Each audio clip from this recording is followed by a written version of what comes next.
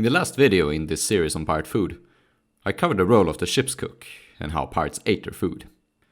I've previously covered what food pirates ate specifically, though only in broad strokes, so in this series I'll cover it in more detail, starting out with the staple food. So let's get out our spoons, dig in, and hope we don't vomit it all back out. Sailors in the age of sail worked long and hard shifts, meaning that they had to consume a lot of calories. Have 5,000 calories. Bread formed the basis of this diet. Doctors also believed bread to have medicinal properties, like it could be good for your stomach, and help balance your humors based on the ingredients. The cheapest and most basic of provisions was just raw flour. It could be bought and sold as a trade goods, kept aboard as provision, but also stolen. Benjamin Hornigold captured a Havana billet in the spring of 1717, carrying 120 barrels of flour. Hornigold actually went out of his way to capture flour, so that his pirates in Nassau could make bread and, not starve. Some pirates didn't have a cook aboard and had to eat their flour raw. William Funnell described that his crew prepared their flour by just scalding it with hot water. Yummy. Preferably, the pirates had a cook aboard to prepare the flour into something more edible. A privateer named George Shelvocke described how he and his crew had hotcakes and milk for breakfast. Hotcakes is an old-timey word for pancakes. But most commonly, sailors wouldn't have eaten pancakes, but prepared their flour into some sort of stew or porridge that could easily feed a lot of pirates. Now, one of the prime ingredients in a porridge is bran, oats or grains. Sea cooks usually prepare these into burgoo, a sort of stew or porridge. Very popular with sailors at the time. Burgoo was usually eaten for breakfast with butter and sugar, but could also be eaten for dinner, with some sort of protein like fish. Since oats were uncommon in the Caribbean, burgoo was rarely eaten by pirates in that region. However, I've found many notes of pirates looting oats in the American Pacific, so they likely had themselves some burgoo. Now, the problem with flour is that it's spoiled over time. Funnell wrote how the flour became infested with vermin, maggots, and spiders. Delicious. Now, the best way to preserve flour was to prepare it into hardtack. The word hardtack actually stems from the 1800s, and during the age of sail it was called biscuit or ship's biscuit, though people usually just called it bread or hard bread. Biscuit was made from wheat flour, water, salt, and bran. The dough was baked twice for short voyages and 4 times for longer voyages, making it hard as a rock. The Dutch even referred to it as tweebak, meaning twice baked. Now, it could last very long, but just like the flour described by Funnell, it would eventually become infested with all sorts of cool bug facts. After a year of sailing, Woodes Rogers noted that his plundered flour had been eaten by rats, and that the little English bread we have left is eaten as hollow as a honeycomb, and so full of worms that it's hardly fit for use. Hey, more protein. Sailors often ate their biscuit in the dark to avoid seeing the creepy crawlies, or dip it in a drink of their choice to wash them out. Dipping the biscuit also softened it to a more edible consistency, but the best way was to eat it in a dish. The cook could crush the biscuit into crumbs to be used like a portable flour, and used in porridges, soups, and stews. This would speed up the eating for the pirates, giving them more time to sail and plunder. You see, the biscuit was both hard to eat and hard to digest. Another type of hard bread eaten by pirates was the rusk. Dampier described it as a bread of fine wheat flour, baked like a biscuit, but not so hard.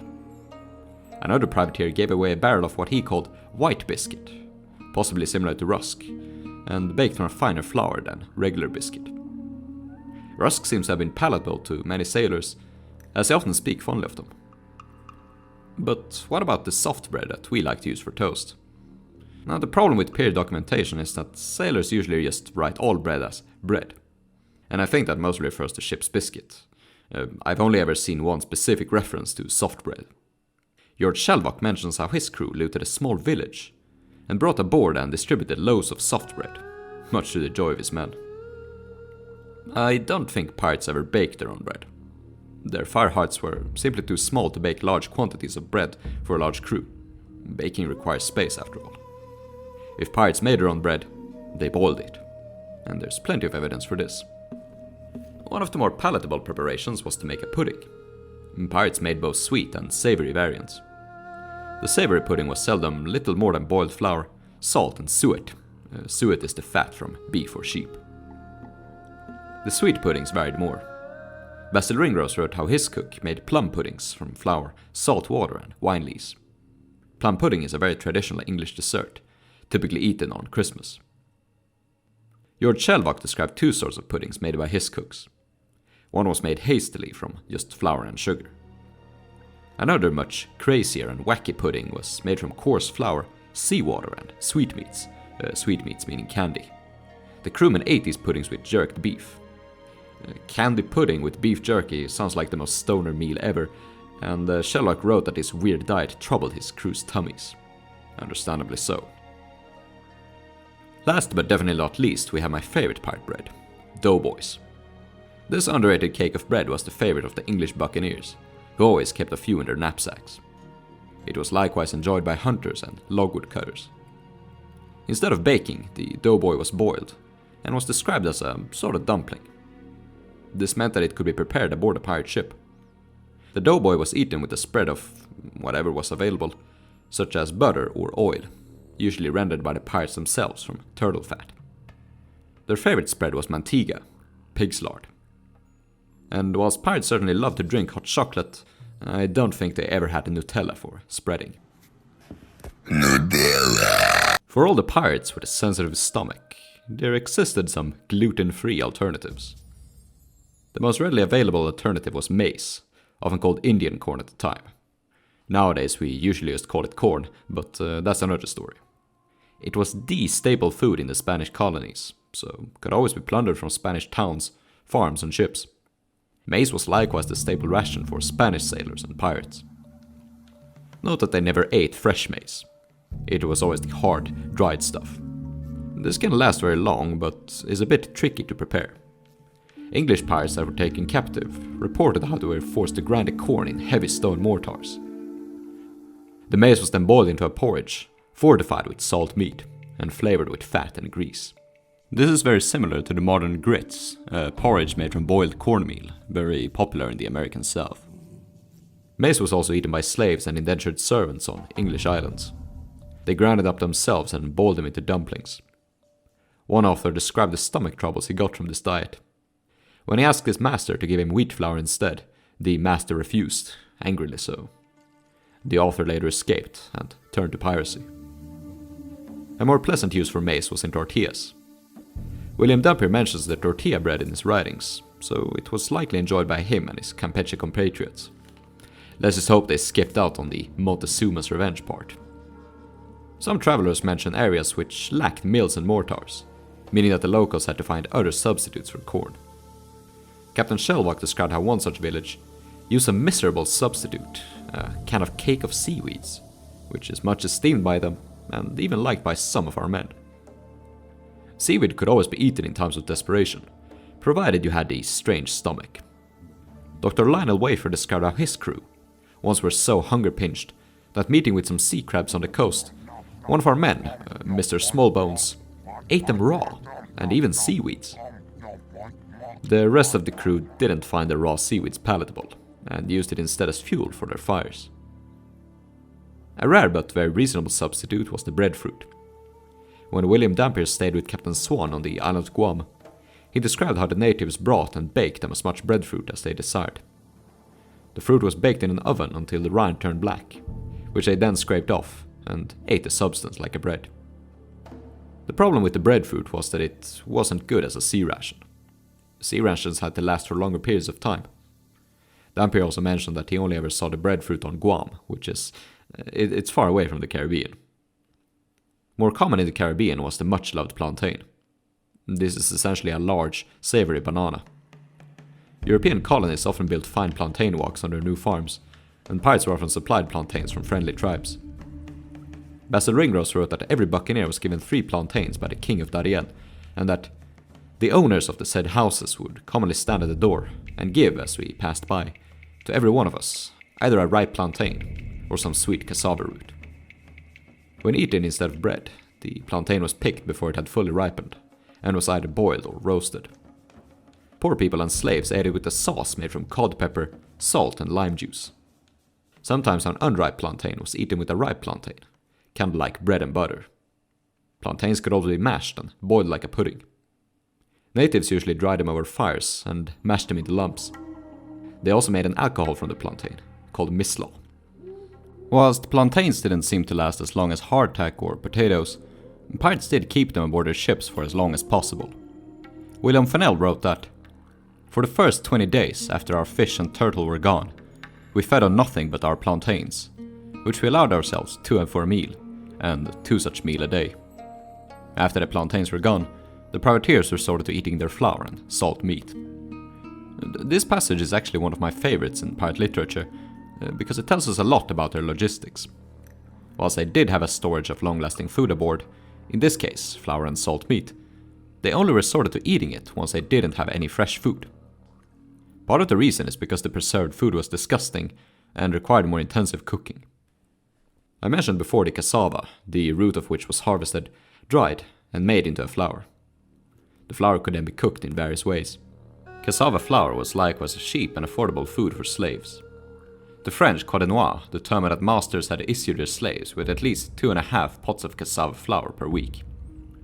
This ration was seldom enforced, and many French masters made their slaves eat sweet potatoes, which the slaves had to dig themselves. I don't know how long it lasts, and how viable it was as a sea ration. Dampier recommended potatoes and yams as sea rations, due to their long shelf life. They were also grown all over the Americas, and readily available for pirates to purchase, pilfer, and put in their pots. As an alternative to meat, pirates would also eat protein-rich legumes. Most common were beans and peas. Peas formed a major staple for sailors and soldiers in Europe, so it's no surprise to see them in the New World as well.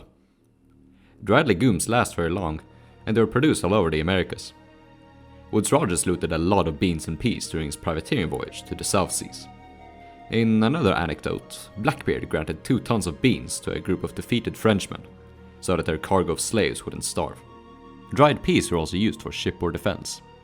The defenders would pour out the peas over their decks, so that the boarding party would slip and hurt themselves. Chickpeas were produced widely in the Spanish colonies, and often looted by pirates and privateers. However, they refer to them as calavances. Spanish sailors ate menestra, a mix of chickpeas, lentils, rice and broad beans. Aside from pirates, Spaniards probably had the best diet among the European sailors. They had olive oil, vinegar, onions and garlic to improve the flavoring, and lots of Mediterranean fruits and veggies. Scurvy was so uncommon among the Spaniards that they called it a Dutch disease. However, eating was less of a communal activity aboard Iberian ships. Their sailors and soldiers pretended to be gentlemen, and ate individually rather than in messes. Rice has been produced in the Americas ever since it was first settled by the Spanish. When the golden age of sea rowing came around, pirates were able to plunder it in spades from the Spaniards. After Henry Morgan sacked Panama, he ordered that his men collect as much rice and maize as possible, as provisions for his voyage back to Jamaica. However, it wasn't until the end of the 1600s that rice truly became a pirate staple, when a buccaneer named Adam Baldridge established a supply base on the island of St. Mary, right next to Madagascar. It was thanks to Baldridge that pirates were able to use Madagascar as a stronghold, from which to attack Muslim shipping in the Red Sea and Indian Ocean. Baldridge supplied their ships with a lot of rice to eat, which he acquired from the natives. Rice was a staple food for the Malagasy peoples, and some pirates that settled down on the island would grow it themselves, using slave labor to harvest it. Baldridge had trade connections with New York, and it's very likely that pirate merchants brought rice to the 13 colonies. It was around the turn of the century that colonists first began cultivating rice in Carolina. Just 10 years later it had become a major export, and pirates like Stede Bonnet were able to plunder and eat it by the barrel. Indeed, when talking about the food of the Golden Age pirates, hardtack shouldn't be considered nearly as much as rice. But how did pirates cook and eat rice? One crew of pirates that spent 9 months hiding on an unnamed island near Cuba ate only rice and turtle during that time. The rice was boiled and squeezed dry before eaten, kind of like the rice balls we know today. If the pirates had access to coconuts, they were known to boil their rice in coconut milk. And this dish was said to have medicinal properties. So what was the staple food of pirates? Usually we hear about the ship's biscuit, but it wasn't as common amongst pirates as memes would lead us to believe. Buccaneers primarily ate a boiled bread called doughboy, spread with butter, oil or pig fat. The pirates of Madagascar in the 1700s primarily ate rice. However, pirates just ate anything they could get their hands on, and oftentimes they couldn't be picky, no matter how much they complained. Some just ate flour with hot water. But William Dampier once said, "For it is generally seen among privateers that nothing emboldens them sooner to mutiny than hunger." Simply put, good food, and lots of it, was vital for pirate morale.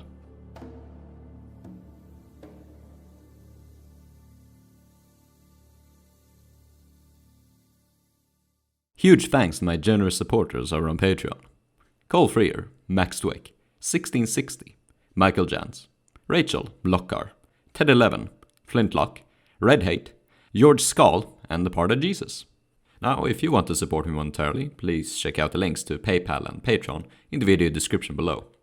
Otherwise, do give the video a like and a comment and share it with a friend. I'm not asking you to, I'm telling you to, so do it. Thank you for watching. Cheers. I sing yo ho ho while I'm smoking that dro, while I'm macking them hoes or while I'm making your roll. Cause I'm stacking them riches, you know I got that dough. Them doubloons, them dollars, them Castellanos.